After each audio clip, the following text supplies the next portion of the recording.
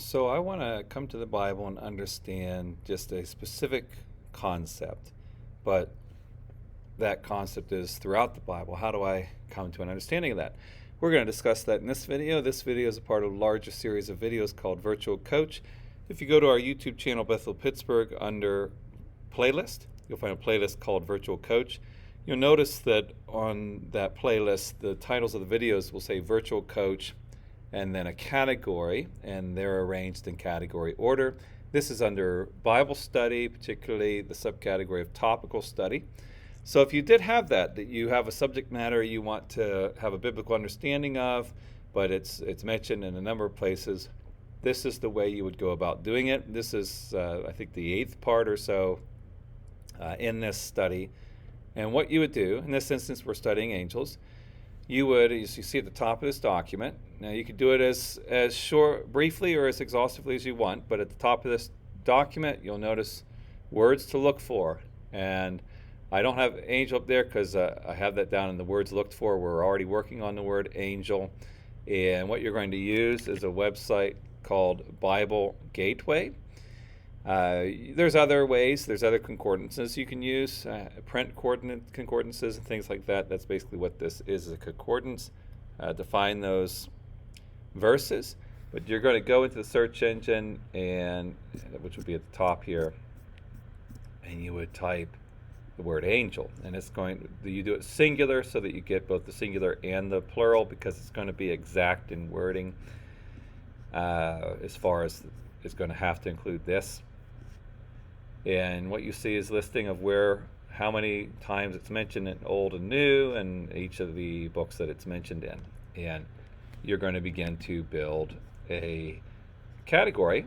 And the reason why I have demon, Satan, Lucifer, devil, and all those is because they're fallen angels. So we're going to get that as a part of the picture as well. And as I'm looking at it, I'm trying to do my best to remember details that I've picked up so far about angels and where they are, and kind of lump those together. But if I miss it, what I'm going to do after I've gotten through the whole of the Bible on angels, I'm going to work through my list and kind of compile it, and then I'm going to get a theology out of it. But this is how you're starting out, and I leave a note for myself where I left off. I'm on angel, and I left off at Psalm 78:25. So that's where we're going to pick up. We're going to spend about 10 minutes exploring that. So we left off at Psalm 78:25. So we're going to skip past it. Psalm 78:25. And this gives me the basic sense. If I can get it from that, I'm going to throw it in a thing. I might note I need to look at the context a little broader, or if I can't, I'll look it up. I'll go to it. But it says, man ate the bread of angels. He sent them food in abundance.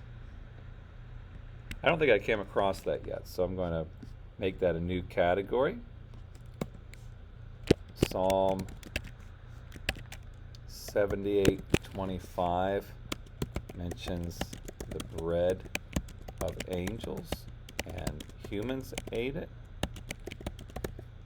And again, I'm going to do a look into further note, because right now I'm just trying to gather all of my information.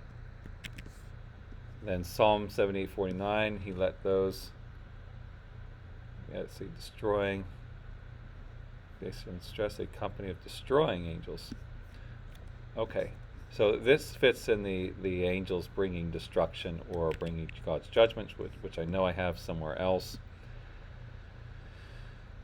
So I'm going to look for that. Here we go. Angels sometimes carry out God's judgment. And you see we've got a number of verses so far that verify that idea. Now we're adding Psalm 78:49 to that. The more you get a multiple verses speaking of an aspect, you got a very clear concept that's working itself out there. Then Psalm 91:11, for he will command his angels concerning you to guard you. And there's two things there. I did notice I have that, where did I see that God commands the angels? So we're going to put that Psalm 91, guarding of us. So there's some kind of behavior on the angels' part to protect us. Angels protect. There we go. And again, I might have that elsewhere as well, but it'll get combined once we finish pulling our verses and do a collective look through. Psalm 103, verse 20. Bless the Lord, O you his angels, you mighty ones who do his word obey. The voice of his word. I'm not sure if I have that thoroughly, so I think I'm going to just put that in its own separate category at the moment. 103:20. Just the general sense the angels worship and obey God. That's what you get happening there. And they are strong. They are strong. Obey God / his word. Okay. Then praise him all his angels. Same thing here. So 148:2. 148:2. Now we're in Isaiah. Here we get angel of the Lord bringing judgment and destruction. So that can come back up to where we had that before, right here. So again, lots of verses highlighting that. Isaiah 37:36.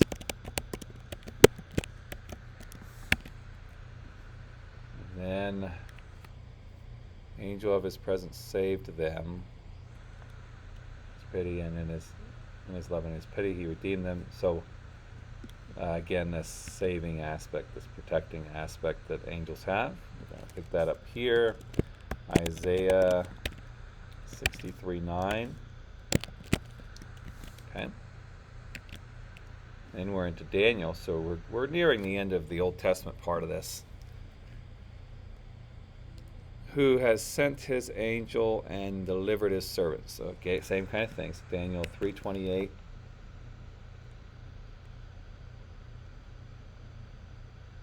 Where is that? Angels protect. There we are. That's Daniel 3:28.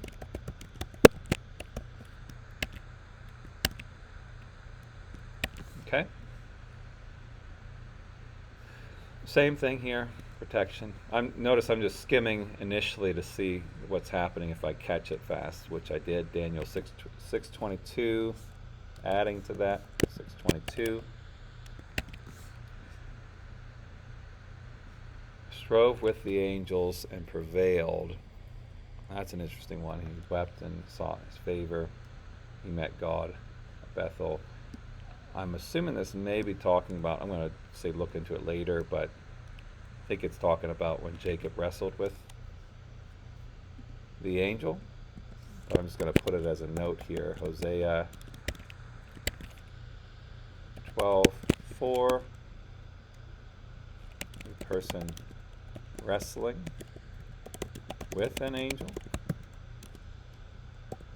Maybe Jacob. Look into further for my note. Okay. And Zechariah, the angel who talked with me. Alright, so the angel's communicating, and I think that looks like that's what we're going to get a lot of in Zechariah. An angel is mentioned very frequently in the book of Zechariah, and I think most of it's going to just be saying one basic thing, that the angels communicate to us. So I'm going to find where I have that. Angels interact with humans, commanding human, speak on behalf of God. So I think we might put that in all of these. So that's Isaiah or Zechariah 1:9.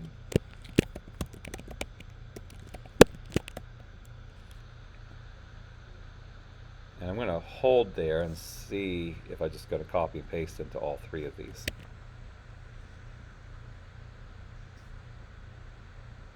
Same thing. Yep, for 111. That's what I thought. Same with 13, 14, all the way through to 14. And then 19.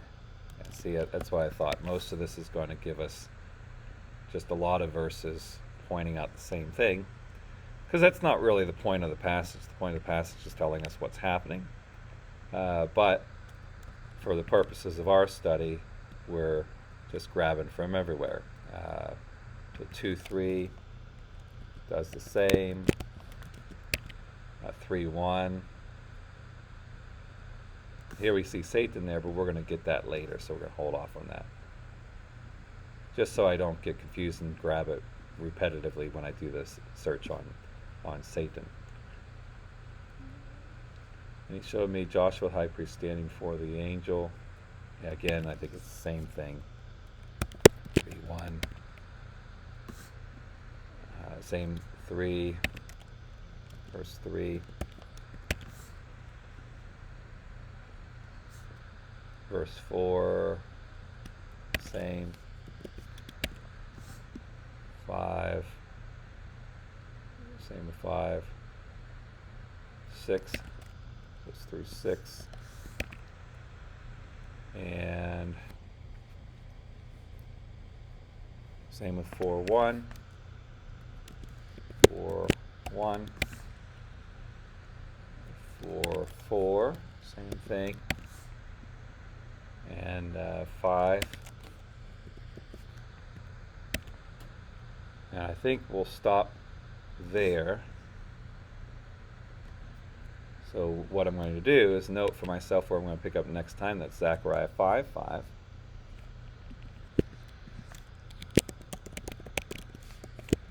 So I'll pick up at Zechariah 5:5 next time. And just a quick note of where we are, how far we're progressing in this. Now, this one's going to have probably the most references. The other words are going to have fewer references, and we'll move through those more quickly. So Zechariah is the end of the Old Testament references to angels, and we're going to fly through those fairly quickly because they're all relating to most of the same thing. I think just so I don't forget, I'm going to go ahead and take these and copy them into those other two categories, so that I have that there, so that next time I don't forget about that.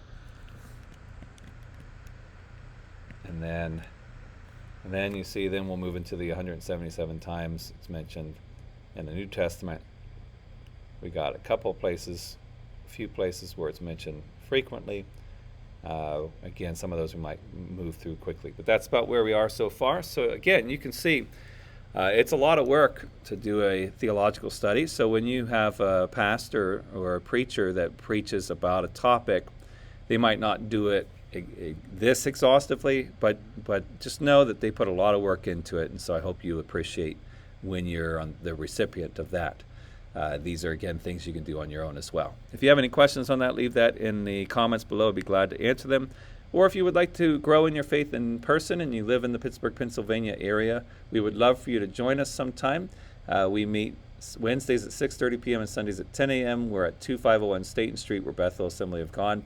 Or if you can't join us in person, we'd love for you to join us. We'd love for you to join us via live streaming. We stream our Sunday 10 a.m. services live on our YouTube channel, Bethel Pittsburgh. We hope that you'll join us in either place, but I hope that God continue to help you to grow in your faith. May God bless you.